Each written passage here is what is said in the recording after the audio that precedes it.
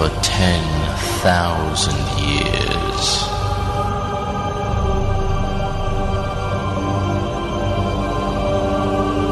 Banished from my own airwaves.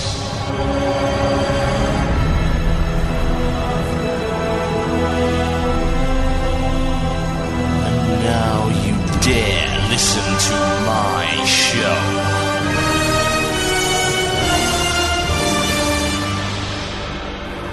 You are not prepared.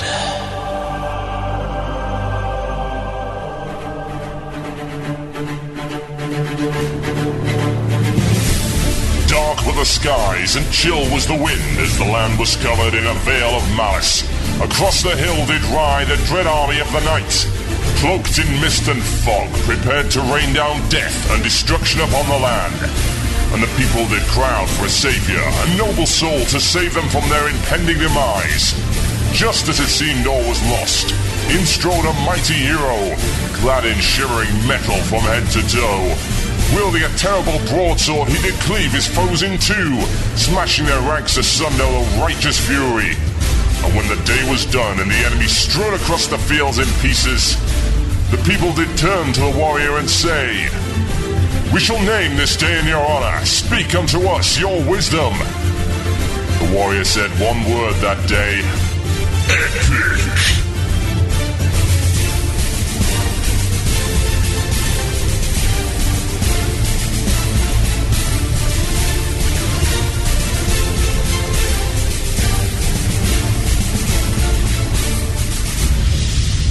One man, one Murloc, one giant angry badger. This is Blue Plz. It begins now.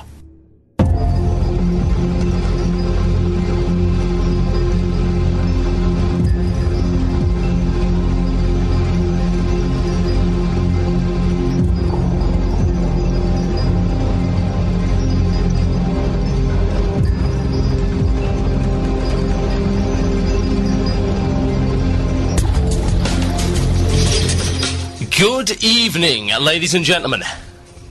You know what time it is? This is Blue Plz here on WoW Radio with myself, TotalBiscuit. Welcome to the show. Feels so good to be back. Really, really does. Okay, so I admit it. I'm a blazing hypocrite. What can I say? Get that out there right from the start. Blazing hypocrite. Blue Plz will never come back on the air. Yeah, right. She lied. She lied to us. I told you she'd never consciously betray the rebellion. Terminator, immediately. Right, okay. What have we got coming up on the show for you this week? All the old features. Those of you new to the show, Blue Plz used to consist of me ranting for about 2 hours and 3 features. Rap in the forums. Yes, the pain and suffering returns. Nubcake news, the satirical look at the World of Warcraft, and of course, Ask the Murloc. Having returned from an epic journey in the 2-season-long Ask the Murloc improvisational radio play saga, try saying that after 3 pickled onions and a shot of whiskey. Yes, everything back, coming back on the air. 1.5 hours of chaos coming up right now. Coming up on the show this week, we have an epic giveaway. Yes. I did just say. You know it, you love it. Epic giveaway. It shall consist of such things as 2 Blizzard Burning Crusade Collector's Editions, European, and also a Turtle Mount card. 1 Standard Edition, EU, Burning Crusade, just in case any of you need an extra one. Or you need one for your second account, your brother, your sister, your mother, your dog. Anyone who wishes to play can do so. Also, I'm giving away a couple of limited edition WoW Radio Comedy Collection CDs, signed by the Murloc himself, limited edition, only 20 ever produced. And of course, a couple of WoW TCG starter boxes. All to give away over the next 2 shows. This is an epic questline, folks. There will be 5 questions spread over 2 shows. You must answer all of them in order to be eligible. I shall inform you of what those are just a little bit later on in the show. Now, what are we talking about this week? I have a variety of interesting topics. A little bit later on, I'm going to be discussing somewhat of a debacle that we've had with Blizzard Europe, of all people. And how we believe that they're not quite supporting their fan sites in the way they should be. We shall be revealing all a little bit later on in the show. However, first, the Stealth Reset. Talked about this a little while ago, actually, on Epic. The Stealth Reset. What's the Stealth Reset? Well, myself and Kiki claimed that the Burning Crusade was a Stealth Reset in order to get everyone back to the same kind of power level. What does the Stealth Reset say about his power level? The answer to that would be greens, level 60. So,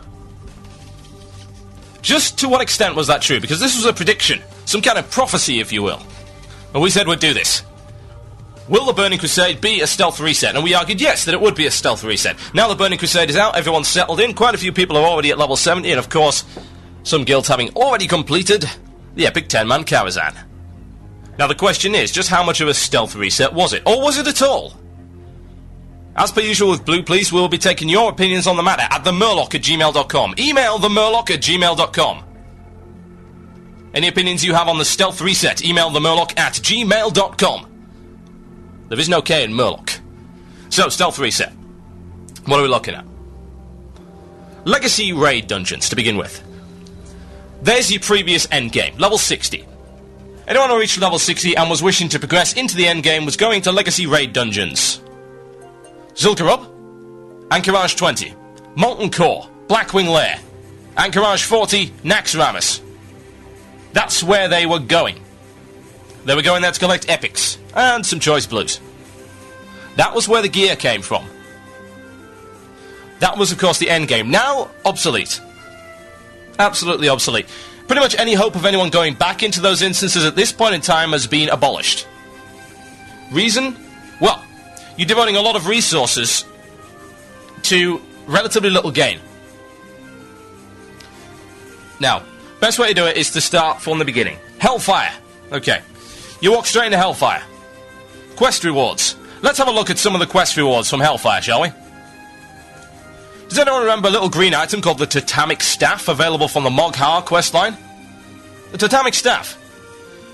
This is... trying to remember what it is, because I never used the thing. It was a hideous-looking device. However, it packed 80 spell damage and healing.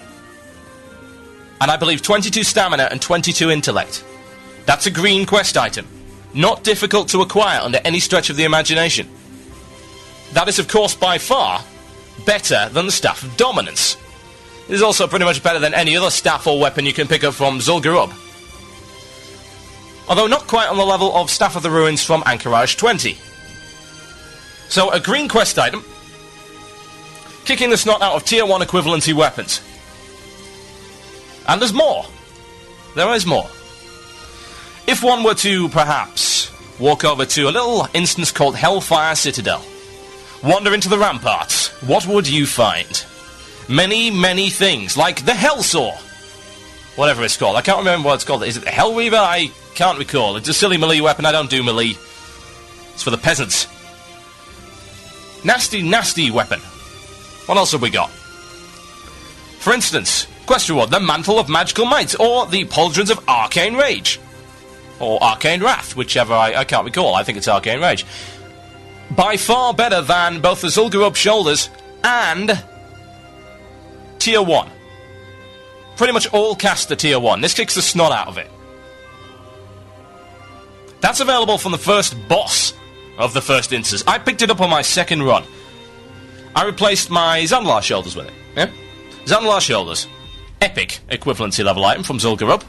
Acquirable via the collection of tokens and a rep grind up to Honoured. Not too difficult, to be fair. You do have to go into the instance to actually get the drop and do a bit of grinding, but not too difficult to get. These things kick the snot out of them. There's not even a question about it. Arcanist Shoulders, often regarded to be an absolute joke by many people, and rightfully so. Also, absolutely splattered into oblivion by a level 60 drop from a 5-manable instance, which can be done in just over 30 minutes, if you have a good group. Bosses which are, quite frankly, not remotely difficult, despite the consistent whining of people over the big dragon that actually resides at the end of the instance. A mild distraction, if that. Anyone that's raided anything will be well aware that that is not difficult, nor will it ever be. So what else are we looking at? There's an awful lot of gear available that pretty much makes that kind of thing obsolete. Okay, so based on that, in my honest opinion, as we thought might happen, Zul'Gurub, Molten Core, irrelevant, obsolete, completely, totally gone. No one is ever going to go in there again. Unless they're doing an enchant run for Zul'Gurub, which is possible. But then again, you've got to bear in mind that if you get to level 70, there are better enchants available via relatively easy rep grinds. And that's fair enough. By level 70, you'd expect them to be. Thing is, what a waste of content, in my honest opinion. Yeah, Molten Core was pretty dull. Zul'Gurub, on the other hand, was pretty interesting. It wasn't a bad 20-man. It was a pretty good example of what they could do with a small-scale raid group. Let's go on a little bit. Blackwing Lair. What about your Blackwing Lair gear? When did that go obsolete? Bearing in mind, of course, that I'm taking this entirely from the perspective of a mage, because that's what I play. Blackwing Lair gear. Now, Claw of Chromagus, okay? A rather desirable drop from a certain boss known as Chromagus, surprisingly enough. Prized by shamans, warlocks, mages. It's a good caster dagger. The equivalent is available in the Underbog, a level 62 item called the Zangatooth Shortblade, which goes back a little bit to the famed Azure Song Mage Blade, outdone by the Spellfire Longsword, available in the Slave Pens, a level 62, 61-ish instance. Blue drop, first boss, if I recall correctly. Okay, so Claw of Chromagus, Zangatooth Shortblade, level 62, 63 item, equivalent. Arguably better because it has plus hit on it. Now we continue. What about my tier 2? I have a few pieces of tier 2. I didn't actually have much of a chance to pick up a lot of this gear. I got a couple of pieces of Anchorage, 40 gear, piece of Nax gear, quite a lot of Blackwing Lair gear, and the rest of it is pretty much Molten Core and all that kind of thing. So, as far as my BWL tier 3, I replaced my gloves with level 62 BOE blue gloves, called the Gloves of Pandemonium. And as it happens, I actually haven't managed to find anything that can best the Gloves of Pandemonium yet. Even Tempest Touch, which is a level 66 quest item available from the Caverns of Time. Socketable, yes, but not as good as the Gloves of Pandemonium, which are now going on my server for 40 gold. Okay, so tier 2 gloves. Pretty much made obsolete by that.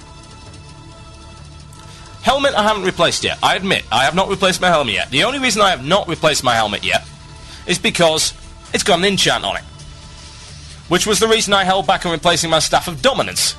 Yes, the stick of crap that it is. I would have replaced it with a Totemic Staff immediately, except it has an enchant on it, or had an enchant on it. And I'm not putting an enchant on a green. No way. I'm sorry, that's against all my sensibilities, as a raider and as a player. It's interesting. We can note that some of the items available are incredibly powerful, and yet some are not. The odd thing is, in my opinion, the way that thing is distributed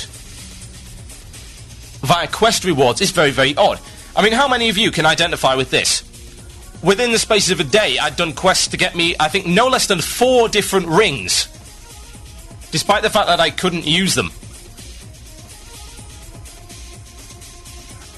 Also, it has to be said that they have not managed to fix the whole issue of, questline, massive long questline, 2 or 3 people. At the end of it, no caster gear, except for, maybe some healing pants. A little bit of problems with item distribution there. You can also note that there's a heck of a lot of now, well, on the Horde side, Paladin gear available from quest rewards, obviously set up for the leveling Paladins. The problem is, of course, that takes up a slot that could be used by a more popular and widespread class. I mean, let me think. How many? I must have got about 4 rings. There must have been about 3 different necklaces as well.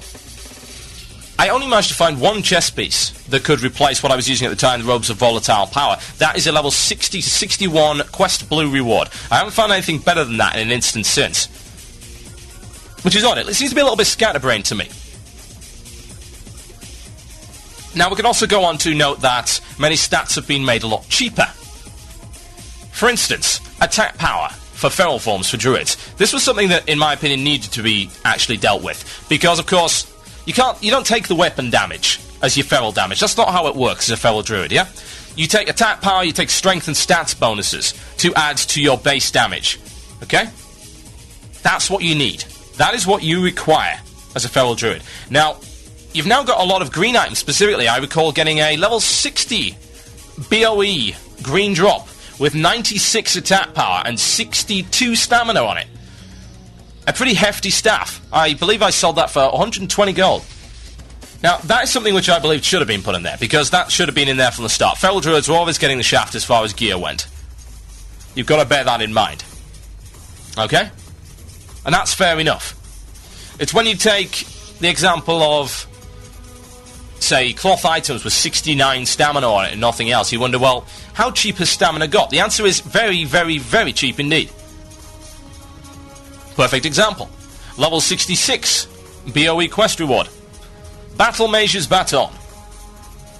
Now, let's do a quick comparison before the music break between this and a rather popular staff called the Staff of Shadowflame. Now the question is, can I even get a WoW head in order to do this? Now, the Battle Mage Baton, if I recall, let's see what we got. Battle Mage, Battle Mage, Battle Mage. Come on, WoW head, do me justice. Staff of Shadowflame. Right, the Battle Mage's Baton stat. 45 stamina, 31 intellect, 30 spell crit rating, 85 damage and healing. The Staff of Shadowflame, for some reason, is not on WoW rate. Yeah, I know it's all irrelevant now, we don't need this Blackwing layer gear, but still. Staff of Shadowflame. 24 stamina, 29 int, 18 spirit, 28 spell crit, 84 spell damage. Officially at level 66, worse than the Battle Mage's Baton. Rather desirable staff with a very low drop rate, at about 7.6% drop rate. Okay, so when you say the Staff of Shadowflame is made irrelevant by that point. Of course, it's not all because all these items have Imber stats on them. The way that they've now decided to scale crit rating means that they don't want you to use your old gear.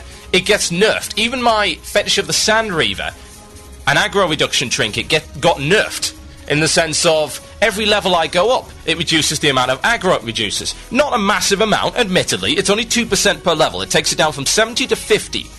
But it's a push. Push in the direction of, you shall not use your old gear under any circumstances whatsoever. Yeah? Which to some degree is fair enough. I know they want us to use the new stuff. But was it really necessary to completely destroy the old gear that way? Any opinions? Email themurloc@gmail.com. You're listening to Blue Plz here on WoW Radio with myself, TotalBiscuit. Many, many things to come up later in the show. Bit of Sonato Arctica coming up right now for your music break. This is Victoria's Secret. Enjoy. You're listening to the archive of Blue Plz, a WoW Radio production. Check out wcradio.com for our other shows and podcasts, and our live streams, including live music and user interaction. Enjoy. It's not brain surgery, it's just a radio station. Although we do mess with your head from time to time. From Tanaris all the way to Nomragon, this is WoW Radio.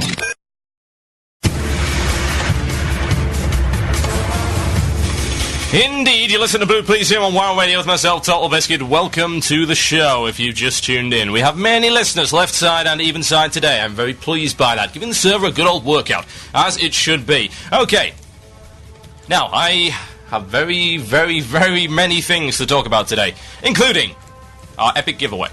Over this show and the next, there will be 5, I did just say 5 questions. If you are able to answer all 5 of these questions correctly, they are not amazingly difficult. You just have to listen to the shows to know what the answer is.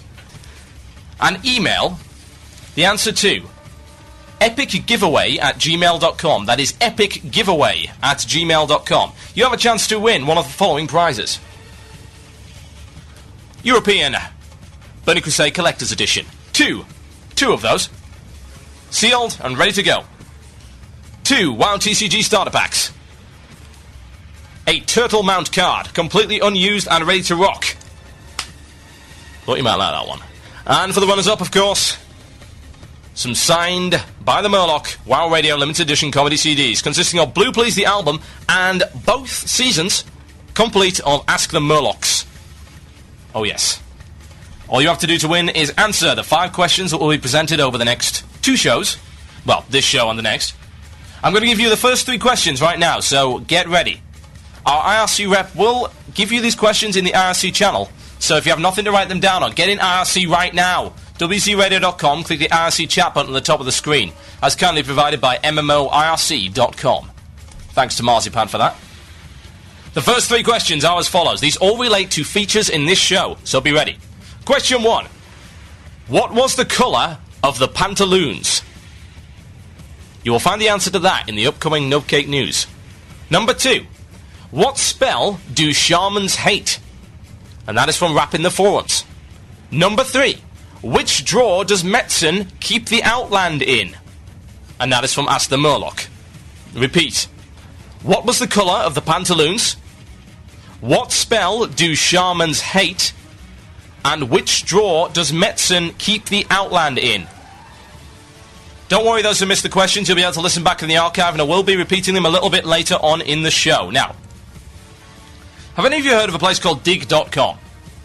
Digg.com's pretty nifty. Now, every one of you, I'm going to do a little experiment, just to show you how easy this is. Every one of you, go to WCRadio.com right now, okay? Bring up your web browser, go to WCRadio.com. Now, click the shows button, yeah, at the top of the page. You will see a list of shows. And they've all got these little Digg things next to them, and it says how many digs this has got. Now, Digg is a promotional tool. The more digs we get, the more our shows are seen. The more people come and listen, the more successful we are. It's awesome. Now, scroll down, you'll see Blue Plz only has 64, because that's it. It only went up yesterday. So, now, everyone who hasn't already done this yet, click the button, Digg it. Okay? I'll just click the button. Now, I'm going to show you how easy this is. You don't have a Digg account. Okay, click join now. I'm going to now register live on air for a Digg account, and it will take me all of 20 seconds. Go. Okay, my username. My email address. In we go. My password. There we go. Password in, and my birthday. Birthday registered. Now I have to type in something here. I'm on about 10 seconds right now. ABKAFK is my verification code. Clicking continue. Come on. 10, 9, 8, 7, 6, 5, 4, 3, 2, and 1. I am registered and done. That's how long it took. Easy. Verify your account. Dig all our shows. It helps us out a lot, folks. Trust me on this. That's how easy it is. Now, I have a whole bunch of emails to read out, but first, Blizzard EU has been rather a thorn in our side recently, and we have made efforts to find out why. Sadly, we have been brushed off at every turn, and I feel it's time to go public with some of the information that we have. Now, if anyone from Blizzard EU is actually listening, and they're not involved in this particular issue, I'm glad that you're not involved in it. Somebody is, that is clear. Whether or not this is a personal grudge, or some kind of policy change, we do not know. However, we have never once been informed as to the reason why this is. Now, our head of PR, Minuet, sent me an email today, which kind of clarifies the whole issue just a little bit. Here we go. Now, in September of 2006, the WoW Radio PR team began to try and resolve the ongoing issue between a certain person employed by Blizzard Europe and ourselves. We assume it's a certain person because, well, most people don't seem to know about it. We sent an initial email requesting some kind of correspondence. Eventually, we got in touch with a guy at PR called Gil Schiff, part of the PR team. Now, the PR team, our PR team and their PR team, exchanged a few emails, and Gil assured me that Blizzard, quote, does not treat our fan sites this way. And now, by this way, I mean banning anybody who attempts to post WC Radio promotional material on the community forums. Now, if you don't believe that this is an issue, may I tell you that today, a significant number of people were banned for posting adverts for Blue Plz. All they did was post them on their own realm forums. People from their own realms were banned from their own realm forums, their communities. They were removed from their communities because they wanted their realm to listen to a show that they enjoyed. To promote a fan site which does not profit, and in fact promotes Blizzard's game far more so than many other fan sites. The biggest distributor of independent material, originally created media in a World of Warcraft universe. A staunch supporter of this community, and we are of the firm belief that this is one of the best communities there are online, and we intend to support it in any way we can. Now, back to the quote. Apparently, Blizzard EU does not treat their fan sites this way. This is a quote directly from the PR team. We were then apologised to. And we were sent an email. Now, a certain someone called Paul, whose actual official name we do not know, because sadly Minuet lost a few emails in her mailbox with a crash. Paul apologised again for this issue and let me know, quote, he was aware of a personal issue between an employee and WoW Radio. He promised to look into the issue and assured me again Blizzard did not treat fan sites this way. We were also assured that everything would be resolved soon. Okay? Now, about a week after this, our head of content, Deathshade, went on the EU forums, posted an advert for a show, and was permanently banned. We attempted to get in touch with Blizzard EU again, asking, well, why did this happen? Because you just said we were okay. No response whatsoever. We can't get a response on any channel. Now, here's the problem I have with this. Not only are my listeners, my community, and my staff being banned for no good reason whatsoever, and no public explanation has ever been given as to why this is happening. We've never been contacted. We weren't made aware of any grievance whatsoever. Now, I can tell you today that such people as Chris, Tyker, and Anvilbeard, of all people, Anvilbeard, the MVP, on Blizzard Europe's forums, were banned today for posting about this show. Now, I want to know what exactly Blizzard is so afraid of that they can't allow the advertisement of a fan site that does not act for profit, that aims to support their community, and a show that their employees listen to. We know this for a fact. They've emailed, they've been in the IRC channel, they listen to this show, they listen to our station, they support the work that we do. I want to know who is doing this, why, and I'm calling them out. I'm calling whoever this is out. Let's see if you are indeed a man or a mouse. Because if this is how you act to your fan sites, then good lord. I really do pity the smaller fan sites that rely entirely on those forums for promotion, because what happens when they start getting their posters banned as well? Will their site simply wither and die due to lack of promotion? It's pretty horrific, in my opinion, to say the least. What is wrong with promoting a fan site, I say? Absolutely nothing. Now, we have ourselves a little petition. Not that we believe online petitions help much, but we have ourselves a little petition for you. I am posting it in the IRC channel for you right now. It's www.wowirc.com/WRP. Now, this is pretty horrendous, I have to say. Really, really horrendous. It brings up an example.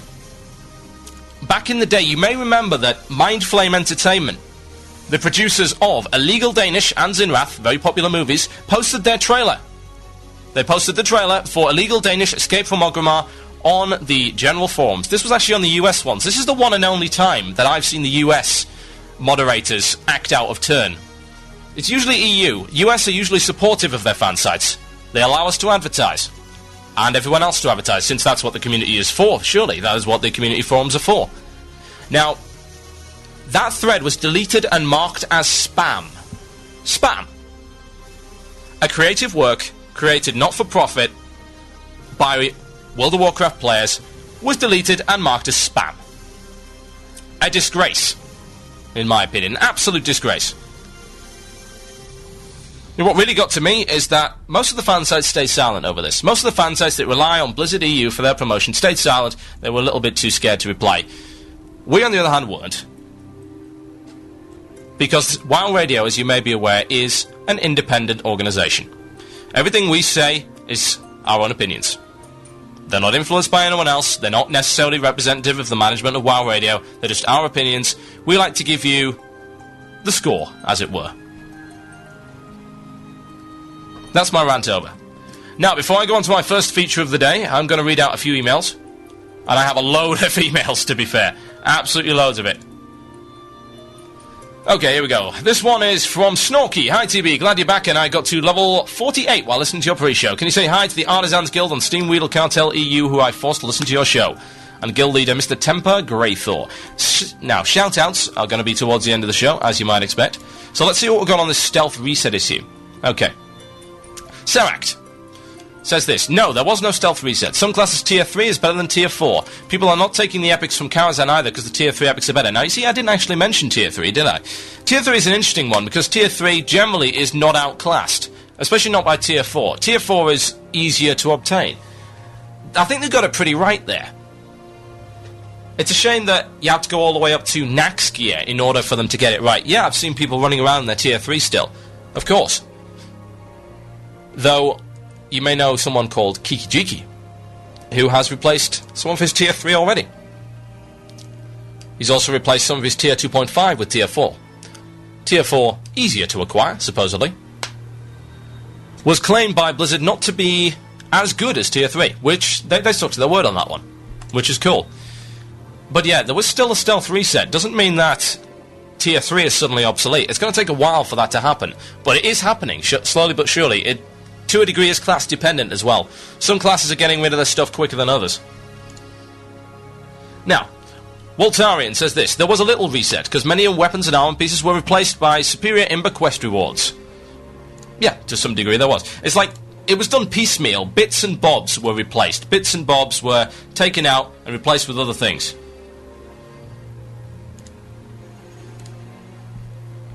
Stealth reset.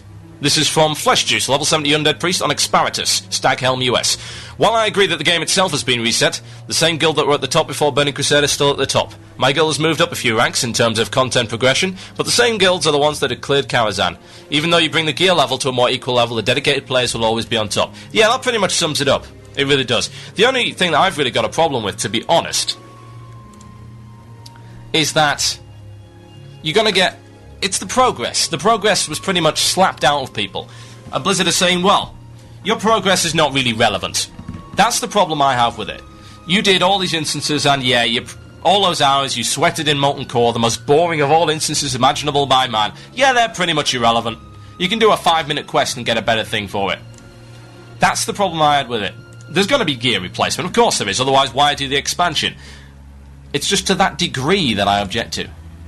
Stealth reset. This is Mr. Toasterbot. He wanted to put forward his opinion on stealth reset. In my honest opinion, this is a stealth reset of sorts, but nowhere near the scale that you and Kiki envisioned in Epic. I would agree with that. I think we went a little bit overboard. I'd say that it wasn't quite as crazy. I myself replaced nearly all my gear already at level 64, but as level 70 is nowhere near as hard to obtain as many people thought it would be, people will be equal again in a month or two. That's actually pretty much true. I'll be talking about that a little bit later on in the show. The pacing of the expansion. Was it right? Was it wrong? Something's up. I'm not too bothered about the stealth reset, since by the time I hit 70, it's a slow grinder, a lot of people will be level 70, and gear will have evened out again. Yeah, pretty much. Okay, I've got time to read out one more before I do another feature. Edgaroth of Shadow Song, TB. He says, I don't know why you're getting so worked up over this issue. I think maybe you're just upset at yourself for spending so much time and effort raiding for your old gear. Yeah, pretty much. I ask you this question, how many pieces of level 50 gear are you still wearing at 60? Same should be true of 60 and 70 respectively, no? Ah, here's the difference. Level 50 gear is leveling gear, let's face it. There was no end game at level 50. You could progress straight past it. There was no reason to stay there. The problem is that you had an end game for a very, very long time. Probably almost a year and a half you had this end game where people had to go. And that was their progression effectively beyond 60, just not in experience terms, in gear terms. If you've got that, and then everything suddenly goes pew down the tube, after you're spending an inordinate amount of time acquiring that gear, then that is, in my opinion, something of a problem. Now, I agree, of course, you expect to replace gear. It's just the ease of which it's replaced that I objected to. I mean, I wouldn't say no to replacing Molten Core gear at maybe level 64, 65, but it really didn't take very long to get to level 64, 65. Some people did it in a night. Admittedly, those were crazy, crazy people, but they did manage it. Now, you're listening to Blue Plz here on WoW Radio. It's time for a feature, folks. Nubcake News. Enjoy.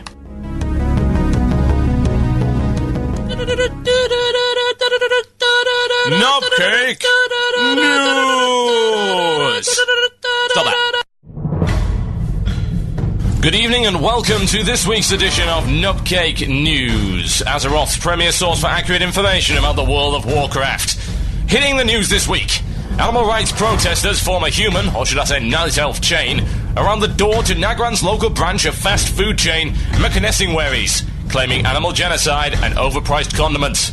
Plus the latest, we bring you an in-depth report from the reformed gnomish flying circus after last year's horrific incident of fiery death. But first, the Blizzard government has announced its latest bid to prevent the so-called environmental issue Azerothian warming by opening several new recycling plants where players can trade in the old obsolete epics for new greener items. The It's Really Quite Simple Being Green initiative is offering a wide selection of these new environmentally friendly products and claims being Imber shouldn't cost the Outland. Go green today. The campaign has so far reported moderate success, with huge landfill-sized heaps of Arcanist being collected to be recycled into Blood Elf quest rewards. A representative of Blizzard is quoted as saying, "No one can possibly complain about this. We're taking useless items like Arcanist and using stunning goblin recycling techniques. We can turn them into level 10 items which are even more powerful than the original tier 1.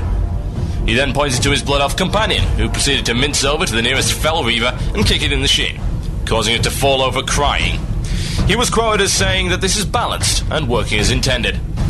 However, not everyone is happy with this new development. It is reported that several members of the guild Nihilum have dressed Jihan in lederhosen and stationed him outside the Hellfire recycling plant, in order, they say, to terrify passers-by. Having actually spoken to their ringleader, however, we were told, in fact, no, this had nothing to do with the Epics to Greens recycling initiative. They just wanted to see what Jihan looked like. Several members were subsequently seen fleeing to the hills, attempting to burn out their eyes with concentrated noggin fogger. We did, amongst this confusion and hilarity, however, manage to find someone willing to talk to us about their objections to the scheme. Azerothian warming is a myth. Epics are no more polluting than these newfangled greens at all. This is all simply a ploy to make us look silly. See this? It's a baby sealskin pantaloon of the walrus. 67 stamina, 54 intellect, 107 spell damage, and 42 crit rating. A level 60 green quest reward, which is, as you can see, marginally better than Arcanist. All fine and good, you may ask. What a wonderful initiative this is, but no! Look! It's a pair of bright orange assless chaps with sequins. If I were to wear this in Orgrimmar or anywhere else for that matter, I'd be arrested and or beaten into a bloody pulp. Just last week, my companion Ernest, the stealthy undead rogue, received the so-called Stealth Cloak of Sneaky. It's a giant pulsating red flag. He tried to sneak past the drunken Tauren with it, and it charged him, skewered the poor bugger through the chest. Took him hours to sew it back together. Don't worry yourself about environmental problems when we have a fashion disaster on our hands. We adventurers can never be taken seriously again. Soon afterwards, our interviewee was seen running for the hills, a level 10 male blood elf having found his choice of attire rather alluring. Our conclusion: as much as you look like the fashion equivalent of Frankenstein covered in polka dot emulsion, greens are in fact the new purple, and this season's must-haves are here to stay. This has been a special Nubcake News fashion report. Good night. You're listening to the archive of Blue Plz, a WoW radio production. Check out wcradio.com for our other shows and podcasts, and our live streams, including live music and user interaction. Enjoy. WoW radio is better than ants. Yes.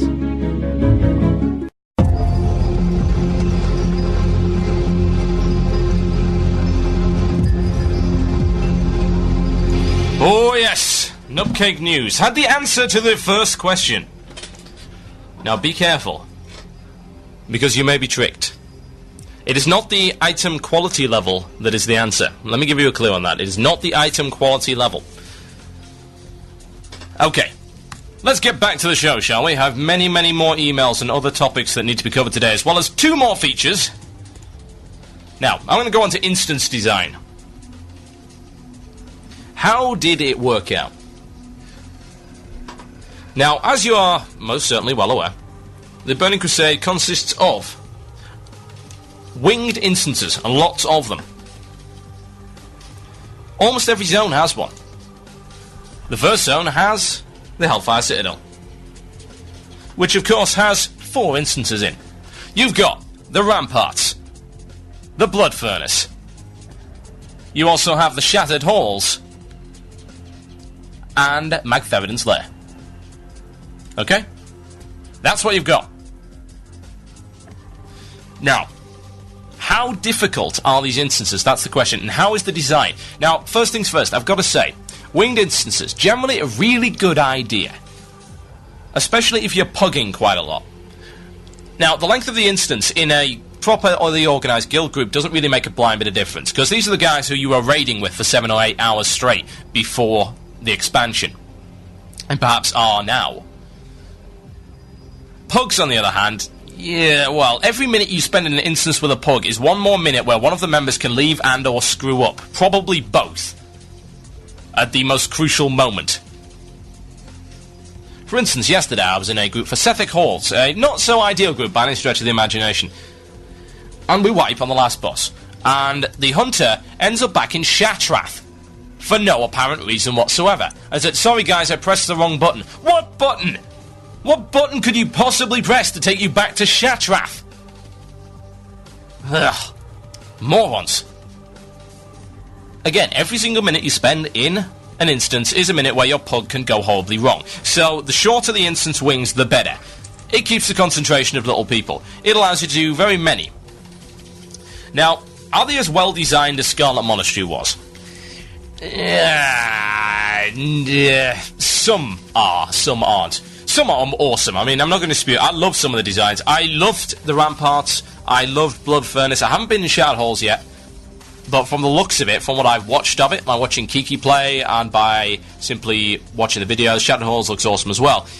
I like the format. 3 instances, a progressing difficulty, then a raid dungeon. Good, I like that. Coilfang did it really well, in my opinion. Really, really well. The slave pens were relatively challenging. The Underbog, good fun in my opinion. A good instance, I enjoyed the Underbog. And then of course we've got Steam Vaults, and then you have Lady Vash. So, that's a good setup. Now, we'll go over to Ocean Dune, and Ocean Dune's quite nice. But this is where the cracks start to form, in my honest opinion. Ocean Dune is very, very linear. And, in my opinion, there aren't actually enough quests running through these instances. I mean, Ramparts had quite a few. They had a relatively long quest line where you had to go into a few places. There's also quests for Shattered Halls, which, of course, you can't acquire till level 70. It is a 70 instance. That's fair enough. However, how many were there for Coilfang? I seem to recall a grand total of... let's see. There was 1 that you could pick up outside. I think there was another one, and then there was a couple from Sporagar, which didn't really have... You don't really get a lot with them, let me put it that way. You've got to take down the Black Stalker, if I remember correctly. Not a huge number. Now, as far as the design goes, just how linear are they, and what kind of difficulty level are you dealing with? Is it sufficient? When you're dealing with stuff like the Ramparts, I mean, you cannot argue that the Ramparts is not easy. The trash is pathetic. I can tank the trash without a problem. Really. It doesn't really hit all that hard. Now, trash in, say, Sethic is hitting you an awful lot harder. I mean, take Ramparts. If I go in there... When I went in there at level 60, and I was pulling aggro like no one's business because I wasn't used to the 10% aggro reduction on Burning Soul and my incremental damage increase. So I was pulling aggro left, right, and centre, and I'm just tanking things. And I was being hit for like 200, 300. I'm like, this is nothing. You know. And then Sethic, they start hitting you for 1,000. Okay, that's more like it. And then you, of course, go up to Heroics, and they're hitting you for 6k and killing you in one hit. And I thought, oh, haha, now, there you go. So yeah, Rampart's easy. The bosses are easy. Some people wipe on the dragon. That's because they don't know what they're doing, to be honest. They just need to be ready for what's going to happen. The dragon is nothing more than a glorified rend. Relatively simple. Blood Furnace is absolute, complete, yeah. How easy can that really get? The only problem I've ever had with Blood Furnace is the bloody assassins that are nowhere. They're interesting. I like the fact that they're in there, because you've got to be a little bit careful. You can't just go running in. Because literally, these things can slice and dice a clothy very, very fast before people know what's going on. So they're a bit of a pain in the ass. However, overall the instance is not difficult. It's nicely designed, though. The fact that you finish the last boss and, spoiler warning, McTheridan is right underneath you, and McTheridan's been screaming at you for the past however many minutes as you run through the instance. It's good. The loot table is relatively good as well. Slave pens, is pretty good. Underbog's pretty good. Underbog has some relatively challenging trash pulls, which is nice. It's at this point the trash pulls tend to get a little bit more interesting. The Mana Tombs, the Anshani Crypts, Sethic Halls, all have really interesting trash pulls, and the difficulty tends to ramp up there. Now, I've heard some people saying that Pandemonious is a Nax-level difficulty boss. No. No, sorry. I think it's people trying to justify, hey, it's a 5-man, it can be really, really difficult, without it being, oh dear, this thing hits for 6k, and that's why it's challenging. In the case of Pandemonious, people say, well, Pandemonious is really difficult. It's not really, it's tricky. It's like a mixture of, well, it's difficult to describe. It's looking at everyone gets hit, yeah? So you're going to need an off healer. There's no two ways about it. And you've got a magic reflection shield and a damage reflection shield that you need to be really careful of. You just need to stop attacking it. Just like Major Domo. It's not excessively difficult. But no, Pandemonious is not really that hard. Yeah, he can hit pretty hard, but he's not all that difficult. You just DPS the guy down. And just stop for when the shield goes up. That's fair enough. Now, again, take something a little bit further on. The other bosses in there are absolute... yeah. They're just that easy. The trash is harder. And that's kind of worrying, really, because I was hoping for some more interesting boss fights in there. Sethek, on the other hand, has some pretty interesting stuff. The first boss is a desperate scramble to DPS him down before his elementals overwhelm you, because good luck controlling 8 elementals adds, as well as your boss that is hitting your tank like a truck. Bit of a problem there. And of course the last boss, very, very interesting. An Arcane Explosion which can wipe the raid in one hit. Pretty good, I like that. Linearity, I think, is something of an issue. But then, do you really want instances to be a maze? That's the question. Do you want them to be a maze, or do you want them to be straightforward? The challenge, I think, is put in there by the trash. I think they overdid the trash in some cases, especially Sethic Halls. Sethic Halls has 2 bosses, and the trash is... there's ludicrous amounts of trash. I mean, absolutely ludicrous. I can understand why, because the end guy drops the dungeon set 3 pants, yeah? Powerful items. Good items. But trash is something I hope they'd try and get away from. Some of the trash is relatively interesting, but there's only so many times you can be interested by a trash pull, because a lot of the packs are the same. Once you've got them under control, there is no real risk of wiping unless you're pulling ads, and if you're pulling ads, then you're very silly. And you're not doing things properly, it's that simple. Okay.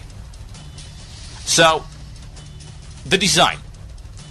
Aesthetically very pleasing. Loot tables, pretty good.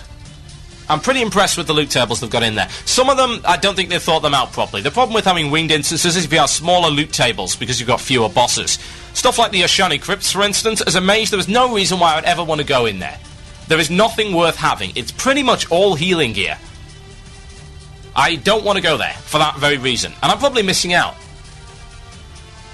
Fortunately, Blizzard was not entirely stupid in that respect, and they did come up with a nice system to encourage people to go back into instances after they'd got all their drops. They in fact came up with 2 systems, no less. The first system is reputation gains. You go in there to grind rep with various factions, and there are loads of factions. I mean, I'm not a rep grinding fan myself, but if it's stealthed in the form that I go into instances in order to gain it, like the Zul'Gurub grind, like the Anchorage grind, I will willingly do it. If I'm just grinding mobs outside, like I would be for a quest, then I just get bored, because, well, I see no light at the end of the tunnel. There is no chance that I'm going to be getting nice gear out of it until I get to the end of the grind. Whereas, it's a staggered grind with friends if you're grinding rep inside an instance. Well designed, that's a very good idea. I was very pleased with that. Heroic, of course, gives you another option. You can do the instance again, only it's a lot harder. And the rep is better, and you gain the mark of... whatever the thing is, Mark of Justice or some such thing, and you can hand those in at Shattrath for fat loot. Not only that, but you have to do these in order to unlock some of the future instances. I'm very pleased with that. That's good progressive content. I'm going to keep coming back to that word, because that is something Blizzard really did right in this expansion. They took the idea of progressing through content at a steady pace and at your own pace, and being able to effectively get something done in 45 minutes to an hour that actually has a lasting impact on your character. Whereas previously, in the previous style of endgame, that really, really didn't happen. Which, I don't know, I liked the old endgame. I really did.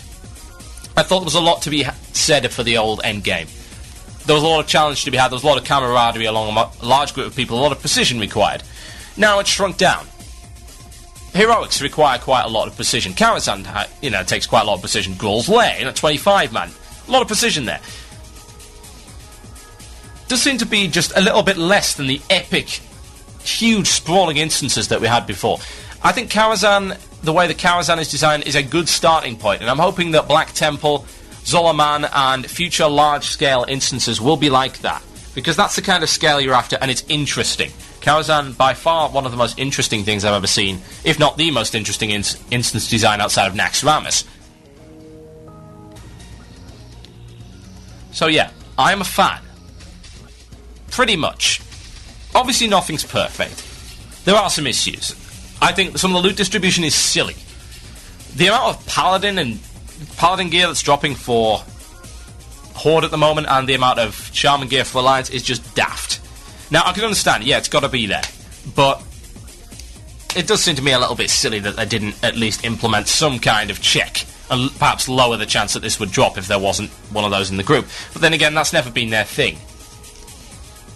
Now that, of course, we have Paladins and Shamans on both factions, there's going to be a lot more loot dropping that is not perhaps as useful. And in a 5-man, you can only take 5 classes max, not 9.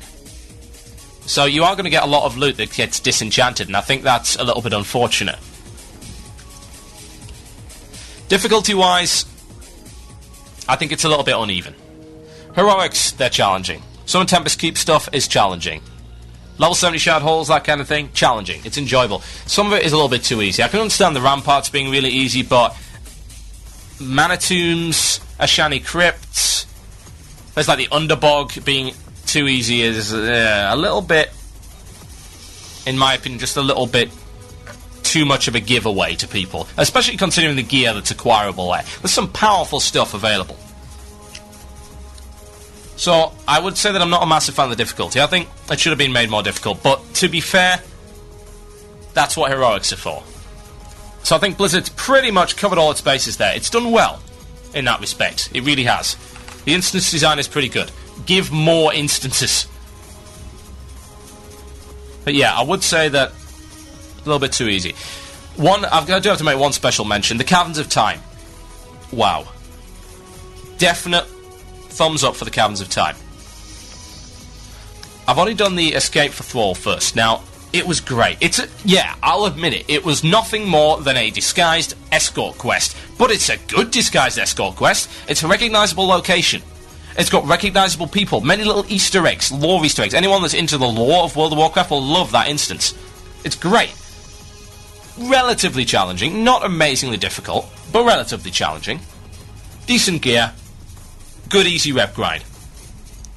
And you get to look like a human. Please bear in mind that, sadly, my troll, when transformed into human form, looks like Hitler. Unfortunate.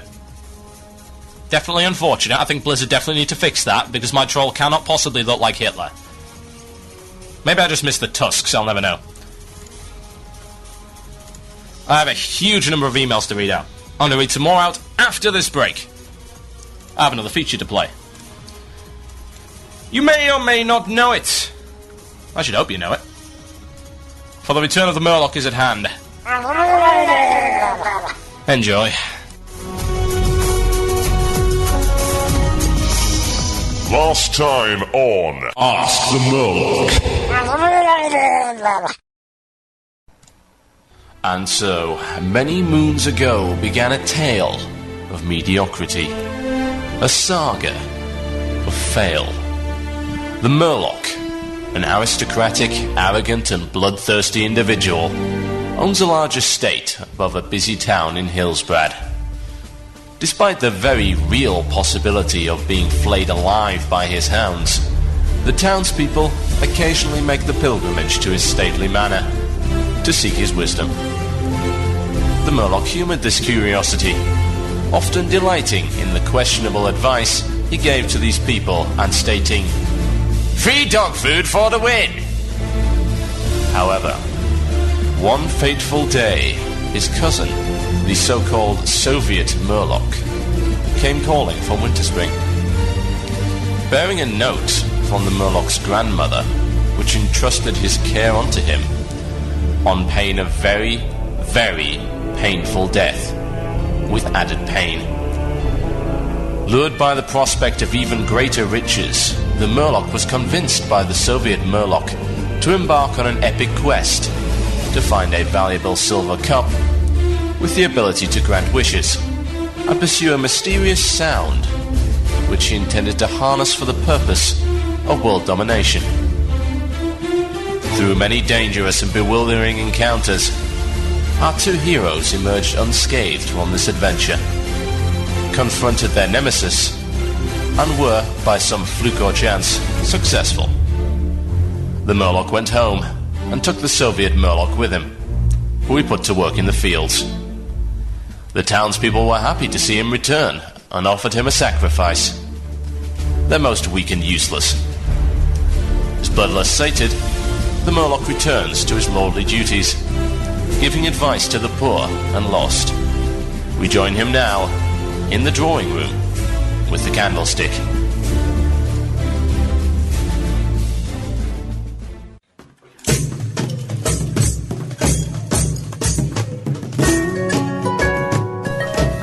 What? Who are you? What with who? Who are you and why on earth are you in my house? Idiot cousin, release the hounds at once!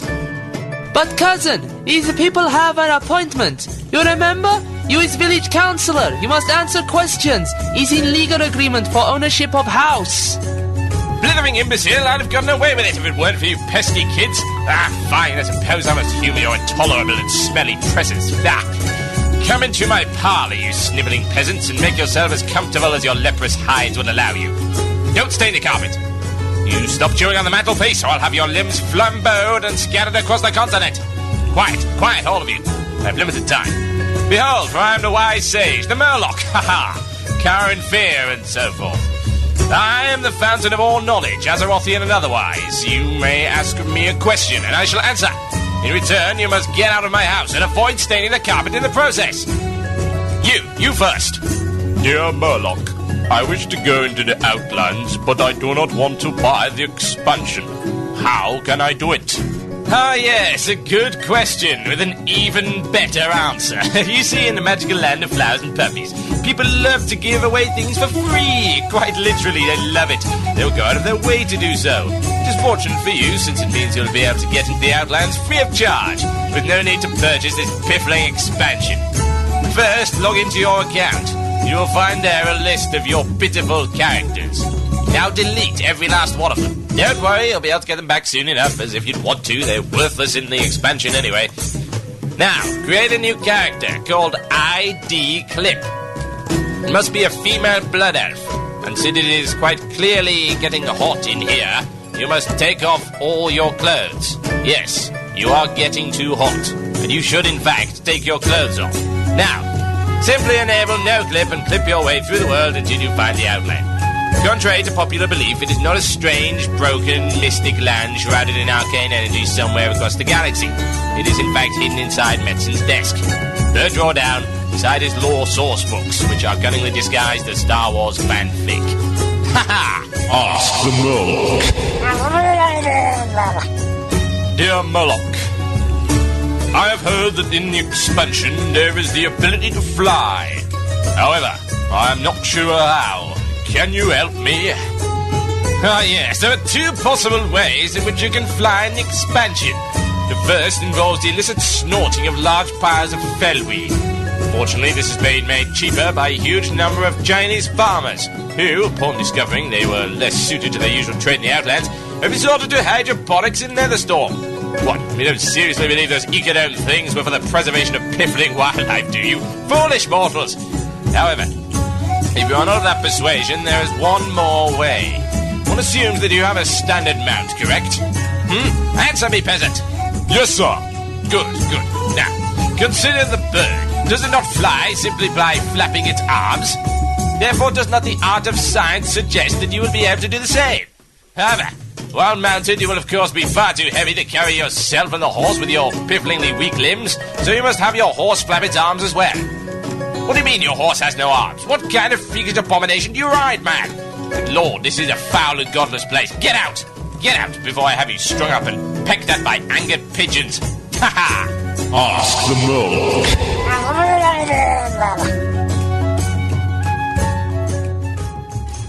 Now we must have silence.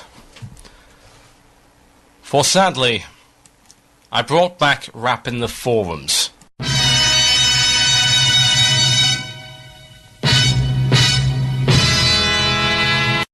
Yo, yo, faux shizzle and so forth, it's time for the horror of rap in the forums.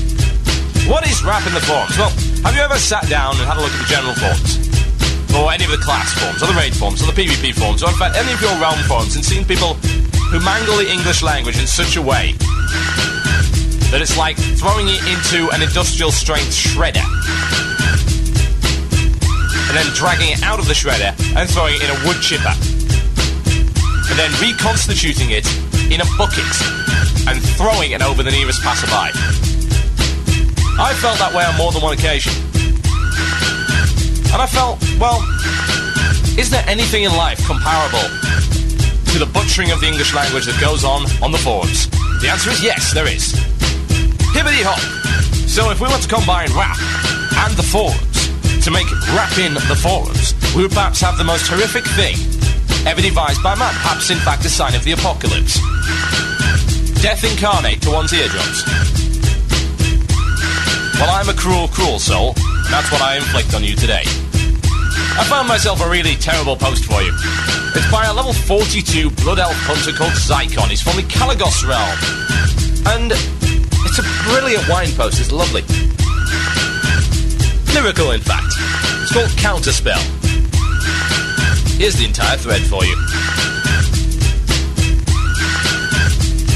It's a 1 and a 2 and a 3 and a 4. Let me express how gay this spell is, how unfair. This spell is 10 seconds of no casting, that pole of magic. Imagine being a shaman. All of our spells are nature. So if we're hit with counterspell, guess what we can do? Nothing. Yay! I guess it's nice Blizzard feels the need to buff it too. Oh yeah, I lied. All of our spells aren't nature. If the counterspell, we can cast Frost Shock or Flame Shock, which both do an awesome job when they're casting that fireball on us. I'm getting really close to saying screw this game. Blizzard is treating shaman like their scrap metal class that's just here. Enhancement. I get a nice DWPVE buff. DW4 PvP is stupid and not even remotely good to do. You're a Fury Warrior and melee can't charge or intercept.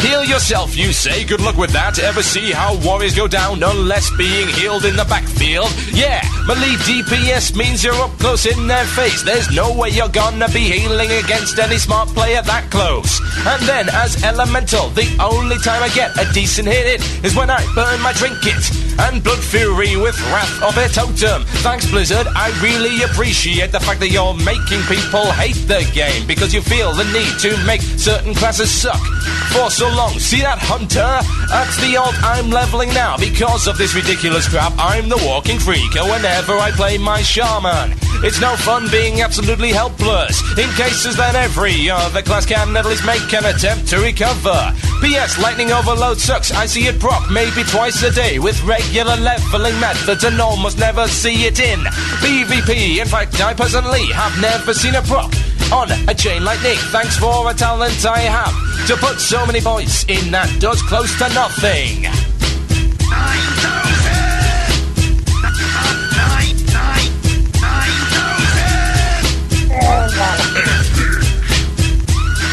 Are you ready for the replies? You're in for a surprise. Aha, see what I did there? Someone kill me. 1, 2, 3, spell is fine, learn to play. Quit your friggin' whining and play the game. Or quit, your pretty effing isn't gonna change anything. Just level your hunter and shut up. Remember when shamans were the flavor of first 6 months and the bane of the alliance mage I was Horde. So I didn't give an F, lol, an L2P. For shock is a nature spell.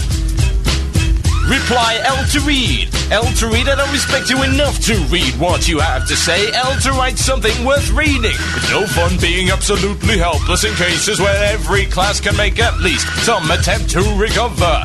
All I have to say is lol at you, editors, and of course, QQ more post-edited by Insane Mage. If you really want to trip somebody up, try casting your hearts, though instead of healing, make them waste the counter spell every time. Spell is fine. Learn to play. OMG, OMG, looks at me. I'm a mage, even though we have the highest damage potential in the game. We cannot have global cooldown and counter spell because we suck without it. God forbid Blizzard change it. Exclamation mark, exclamation mark, exclamation mark. We will post a 10 thread, 25 page each QQ Fest on the forum. Still they put it in without any cooldown whatsoever. BTW, every time I drop a damn totem, it puts a global cooldown on everything, and I do mean every single spell that I have. Heck, even mount, ... That is total BS if you ask me. Funny how both gnome posters here are both condescending asses. Guess that gnome pop are pricks mostly. Argument is ringing true so far. Says the 42. What's the matter? Truth hurts your ego. Help! Help! I'm being repressed! Why, you cry? Oh, God. If you have a submission for rapping the performance, email the Murloc at gmail.com.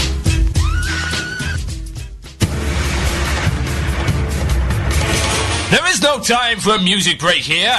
We have more to clear. Okay, if you haven't dug us yet, and I prove that it could be done in under 20 seconds, then go and do it right now! There are almost 600 people tuned into this stream. That's a record for Blue Plz. I demand you go and get a few more people. Get us over 600. It'll be awesome. And hopefully, we have a 10,000 listener podcast record to beat for Blue Plz. I expect that to happen. Tell your friends, tell the world, promote it wherever you wish if you like the show. And I must thank everyone for listening today. It is very much appreciated. Go and dig us again. Click the show's page, wcradio.com. You see the dig buttons? Go click the dig button. Registration takes all of 20 seconds. I proved it before, I'll prove it again. Click dig it. Register very, very quickly. Dig our shows. It's great for our promotion. Thank you very much. Okay. Right. I have a little bit more to go. I have another 15 minutes before Octail and Hordak versus the World, the mighty show coming up right after this one. So you better stay tuned for that. I do demand it. Right, let's see what we got. One other topic that I would like to broach today, however, I have a few more emails to read. Many emails. Lots and lots of interesting opinions, both for and against my opinion on stealth resets. That's great. I like people with opinions, even if they don't agree with mine. It's awesome. Now, if Burning Crusade was an attempt, this is from Execute, if the Burning Crusade was an attempt at stealth reset, it fails terribly. You can make the gear of such guilds like Death and Taxes, etc. worthless. You cannot take away their skills and teamwork, of course, and drive to be the best guild in the world. If anything, this was a little delay, nothing more. It was simply farming for the next bosses. Like when a guild first reaches Rag and farms fire gear for the guild, takes a bit of time. This leveling is no different from such a thing. As for Molten Coal, Blackmail, etc., I'd personally still like to go back and raid this for fun. These are my thoughts. I'd love to go back and raid them for fun. It would be awesome. I'd like to go back in the knack since I only got 6 bosses in. I would like to do the rest of it. Sadly, never got the chance. I never got a chance to do Viscidius either. That really annoys me. I want to do Visc. Anyway, on we go. Stealth reset. Pooza from Agile Naroob. They have bumped all of us down to the same level. Personally, I was equipped in full Tier 2, Judgment, with Aurastone Hammer and Malastar's Defender. 4 hours after entering Hellfire Peninsula, my Tier 2 chest piece was replaced with a blue. So I've all been able to get something from the expansion. There has to be something for the casual players, quote-unquote. But dang it, Blizzard, 4 hours. As a former endgame raider, I feel stabbed in the back by Blizzard, replacing my gear so easily. One can argue that casuals pay the same amount of money as the hardcore players, but the hardcore raiders have explored and exploited, found more bugs than all the slackers combined, to replace the gear so soon it's a slap in the face. I'm glad they have kept my awesome Judgment gear, and I have. It's taking up bag slots, but I just can't bring myself to sell it. I'm glad I'm not an RPer. My character looks silly again now. Yeah, it really, really does. I mean, myself, I am the walking troll embodiment of a packet of Skittles. Seriously. You can come and lick me and you will taste the rainbow. That's how ridiculous I am. I am wearing bright green and purple pantaloons. They are actually called pantaloons as well. I am wearing my Netherwind hat. So that's blue and purple, yeah? I have pink hair. A mohawk, in fact. I am wearing a chest piece which is sort of greenish gold. It's a vest as well. It's not even a good dress. It's a bloody vest. What else have we got? Oh yeah, my amazing gloves, which I think are orange. And, my old mana igniting cord, which I still refuse to replace no matter what, because it took me that long to get it. And a year and a half of raiding to get that mana igniting cord, because it would never drop for me, no matter what. Ugh. Anger, hate, and despair. What else have we got? Let's see. Emails, many emails. Yes, there will be shout-outs in the last 5 minutes of the show. Do not send shout-outs before that, or I will throw you to the dogs. Dear Murloc, I was wondering how to get a turtle mount. I have the card and I was wondering how to do it. If you've got the scratch-off panel, then you just go to ud.com/loot and hand it in. What else have we got? Emails. Burning Crusade itemization. With regards to Burning Crusade itemization, as a 70 warrior, I've had a different experience. I'm still wearing quite a lot of my rank 12 and rank 13 epic PvP gear, purely because there's been very little plate gear for warriors actually available from quest rewards. Mostly paladin loot. Yeah, I found that as well. A lot of healing loot. A lot of shaman loot there as well, I've noticed. Very little offensive cloth gear that isn't a ring or a neck piece. The few rewards that have been available in general only offer marginally more armour, but with trade-offs with regards to stats such as hit and crit. So far, the best replacement gear seems to be armour available by blacksmiths. The only exception to this seems to be weapons and rings, which seem to have a lot of variety. That's from Armagus. He's a level 70 warrior, Angels of Azeroth on Shadow Moon EU. Very nice, very nice. Yeah, it's interesting to see different perspectives from different classes on this. Some of them just haven't had the chance to replace all their gear, which is fair enough to some degree, but it seems very uneven. What else have we got? I'll read out one more email, and then I'm going to try and broach the last topic quickly before shout-outs and end of the show. Andrew Morris, hey TB, well, it was, as you said, a stealth reset in the end. I didn't feel it would be for everyone when you first talked about it being tier 0 or 0.5 and Zul'Gurub class of player. I felt it was just an upgrade, just as going into Molten Core and Blackwing Lair, and it would affect raiders more, but not everyone. But since I've been going through many Outlands quests as I could do, and at own level 62 I've replaced all but 2 of my old items, one being the Zul'Gurub Priest Braces, because overall I only find minor upgrades that have no spirit on them, and a trinket I haven't replaced. So it's a complete reset for the gear. I couldn't think of many other ways Blizzard could have done this though, as fighting mobs is basically what gear is for, and to me, it could have only gone 2 ways with the old geared system. Either everyone would go into Outland and raiders would have an easier time with all the mobs thanks to their tier 2.5 and 3 gear, but they would be too powerful for the Captain UBRS type of player to have a chance with. Or the mobs would be based on tier 0.5 gear player. They'd have it fine, but then the tier 2.5 and 3 people would storm through it and increase the gap even further than it previously was. Although it was a reset, I honestly can't think of any other way they could have done it. Blizzard kind of dug itself a hole with the way that WoW had been going on. Like, WoW's goal is now to raid at 60. Instead of original viewers, a journey to 60 being the core game. That's from Stormtail on Dragonblight EU. I think he sums it up very well there, in a perspective I hadn't considered. What could they have done, if anything? This is the problem when you expect 60 endgame to be the be-all and end-all. Raid or die for over a year, and then you change everything around. What's going to happen? Not especially good. Then again, yeah, maybe that was the only way they could have done it. That's a very interesting perspective. Thank you for all the emails. I'm sorry I don't have enough time to read them all out. I have a shed of them, an absolute shed of them. Mainly because we've got tons of people listening today. That is very, very encouraging, and I'm glad you are. Hopefully you're enjoying the show. There's one last thing I quickly need to cover before shout-outs and the end of show, which is specifically quests. This is one of the things I think was done really well. A lot of quest lines, a lot of good quest lines, and more so than the original game, it does seem to me that they have led you from one zone to another in a very logical fashion. They've learned, I mean, one of the best examples of leading you from zone to zone in a logical fashion. Leveling up, starting from the Valley of Trials, going to Orgrimmar. The quest lines and sort of diverging quest hubs which bring you all the way up to basically taking on Ragefire Chasm. Yeah? Going all the way there. And it's very, very pointed. You can tell where you need to go.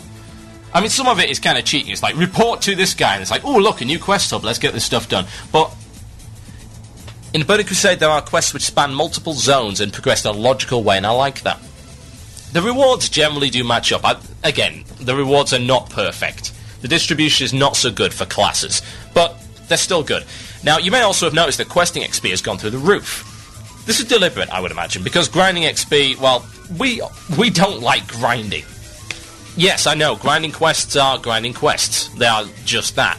However, you've got to bear in mind that questing has always been the basis of WoW. In fact, it is one of the ways that I believe WoW succeeded over other MMOs. It hid the grind under stories, and quests which gave you little rewards for finishing them.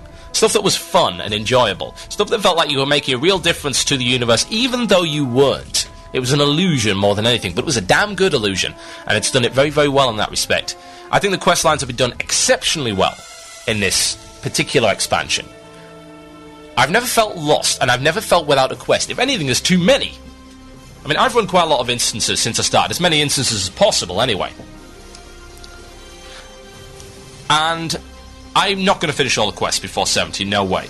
But that comes on to the problem I've got with questing. The problem is, since you're questing and getting such good rewards through quests, the amount of instance groups there are very much declined. Very difficult to get a lot of instances, I've found. Very, very frustrating as well, because I'm an instance player. I'm very much a PvEer.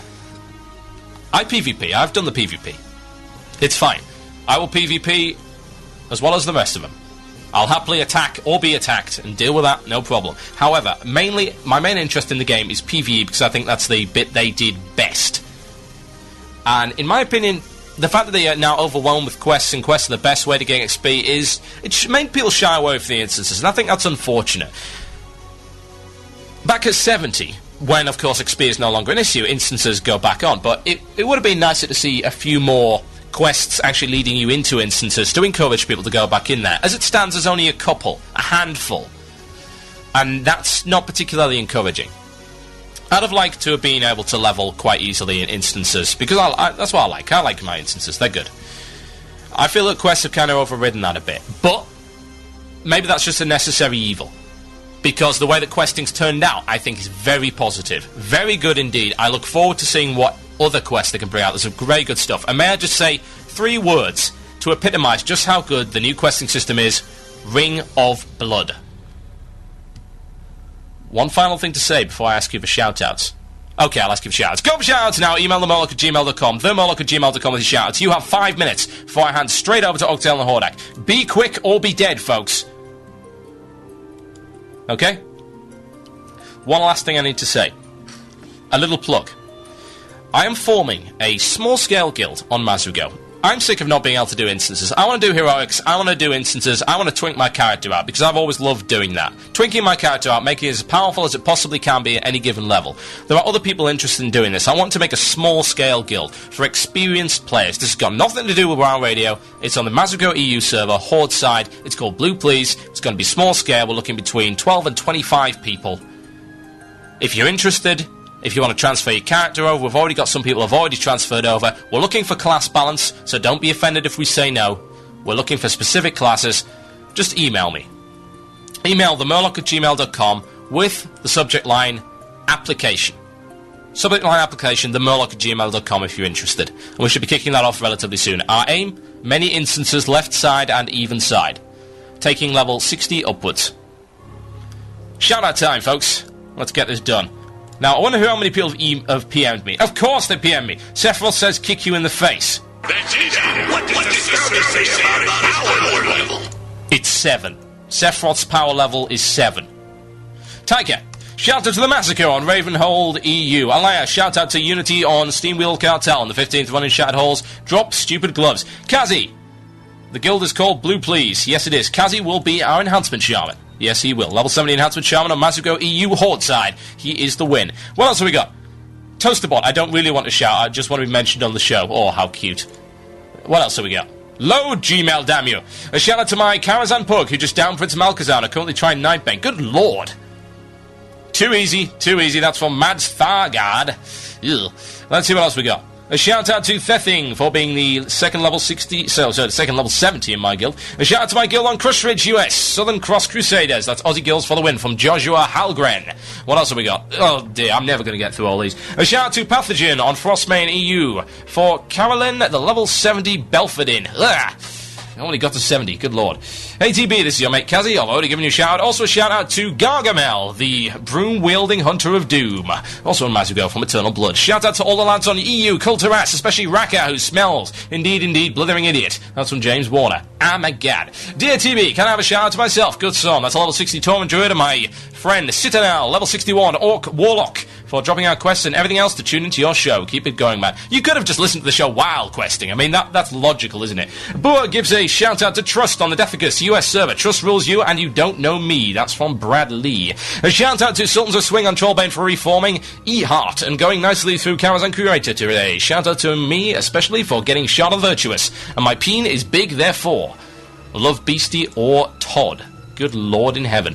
Hey, TB, can you give a shout-out to Naz and Namco and the Fusion Guild on Mazugo EU? Glad to have TotalBiscuit back on WoW Radio. That's Nasonic Wind. Hey, I want to shout-out to all Karazhan EU players in the Virus Guild. Mystical and great success as well. Don't call me mate.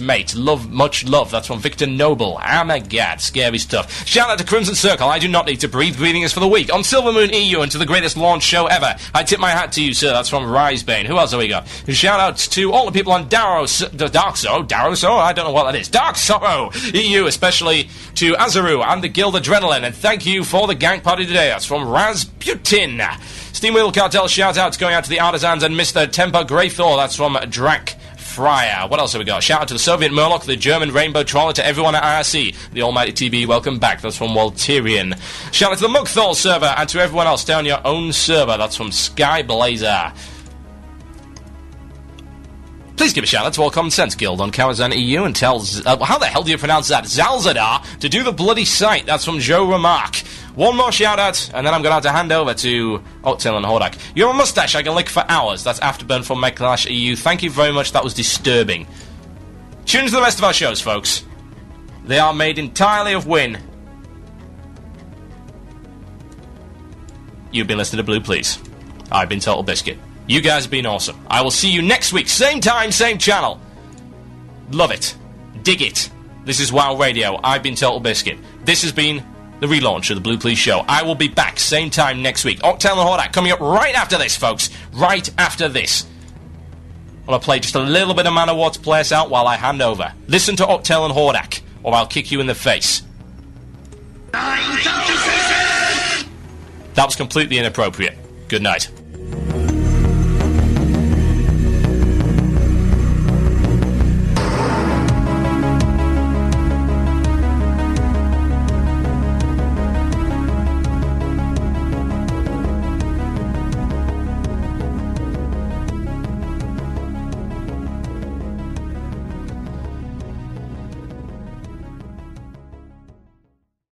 You've been listening to the podcast and archive of Blue Plz, a show available on WCRadio.com, airing on Sundays at 5:30 GMT, that's 12:30 Eastern Standard Time, with a pre-show beginning with live music an hour before that. Check out WCRadio.com for our other shows and podcasts and register on the forums. And remember to dig us at digg.com.